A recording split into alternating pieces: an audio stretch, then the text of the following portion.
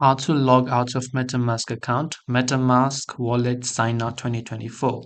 Now, if you have been wondering how you can log out, now, even if you're on mobile or you're on the extension of MetaMask, the process to log out is pretty much the same. Now, what we can do is on our computer though, here we have the extensions icon which will open up MetaMask. So let's say I open up my MetaMask wallet. You can see right when I'm opening up, it is directly logging into my account, right? But how do I make it so that it will log out by default and only when I want to log in, I can enter my password? Similar the case on the mobile app as well. Now, what you have to do is after you launch MetaMask, you will see your account and on the right hand side of it, you'll find a little three dots icon right here. So you have to make sure to just click on the three dots option that you would be able to find there. And after that, you'll find this option that says lock MetaMask. Now you might say this is lock and not logout, but let me tell you something.